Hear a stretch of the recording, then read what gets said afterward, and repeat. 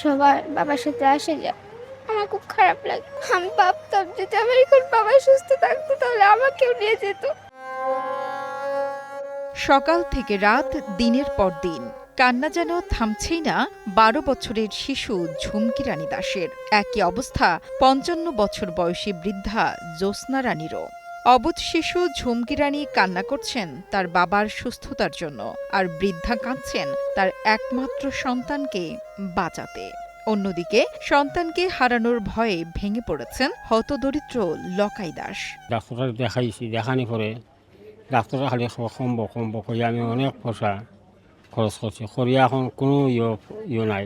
আমার হাত এখন খালি, সবার কাছে সাহায্য দিয়া আমি করতাম। আমি সামান্য একটা চাকরি করি, আপনার সামান্য চাকরি করে গীতা রাজকীয় চকিদারি করি। আমার বাচ্চার উপরে সংসার আছিল, এখন আমি নাথারকে এখন করবার আমার কোনো উপায় নাই। এমন পরিস্থিতির মাঝে ক্যান্সার আক্রান্ত স্বামী ও ৩ সন্তান রেখে বাবার বাড়িতে চলে গেলেন স্ত্রী। এ অবস্থায় অসুস্থ সন্তান ও নাতনিদের লালন পালনের দায়িত্ব কাঁধে উঠেছে বৃদ্ধ লকাই ও জ্যোৎস্নার। সিলেটের বাগবাড়ির বাসিন্দা ৩৩ বছরের অনুকূল দাস নয়ন বর্তমানে মরণ ব্যাধি ক্যান্সারে আক্রান্ত। চিকিৎসার খরচ জোগাতে হিমশিম খাচ্ছেন দিনমজুর বাবা মা। একমাত্র সন্তানকে বাঁচাতে সমাজের কাছে চাচ্ছেন সহযোগিতা।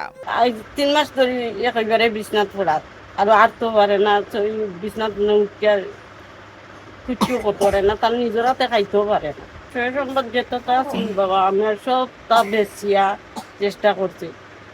আর এখন মানুষের কাছে আমি জোড়াতে অনুরোধ করতাম আমার আমার দাদার বাইরে পয়সা।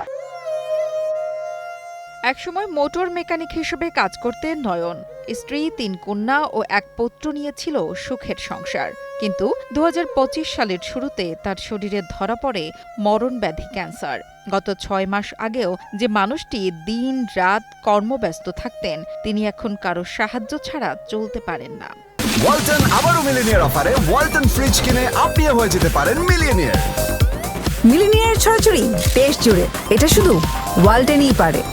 তো ৬ মাস যাবৎ উনি বিছানায় আছেন।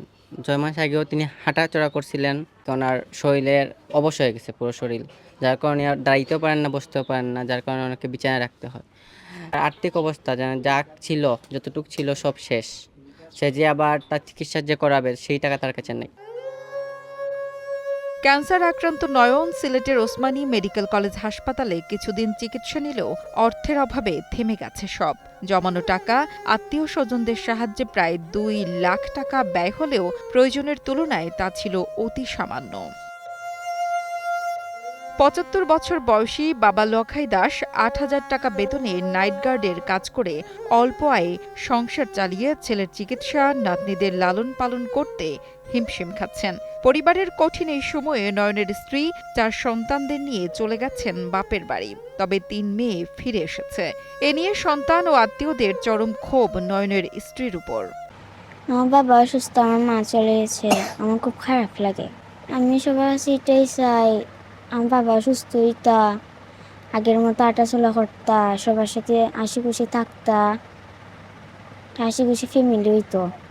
আমার বাবা এখন অসুস্থ, আমাদের কুলে নিতে পারে না, কিছু করতে পারে না। আমার বাবা যদি এখন সুস্থ হইতো আমাদের কুলে নিতে পারতো, স্কুলে নিয়ে যেত।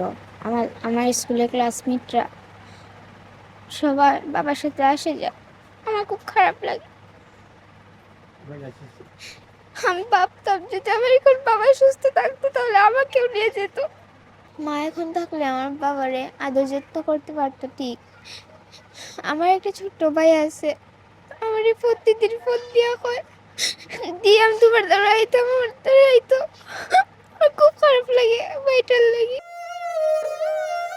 নয়নের চাওয়া আবার স্বাভাবিক জীবনে ফিরে আসার। তার একটাই আকুতি, সমাজের সহানুভূতিশীল মানুষ যেন সাহায্যের হাত বাড়িয়ে দেন। মানবিক এই সংকটে নয়নের পাশে দাঁড়ানো এখন সময়ের দাবি। একজন সন্তানের জীবন বাঁচাতে আপনাদের ছোট্ট সহযোগিতাই হতে পারে তাদের নতুন আশার আলো। কবির আহমদের পাঠানো তথ্য ও ভিডিও চিত্রে ডেস্ক রিপোর্ট, কালের কণ্ঠ।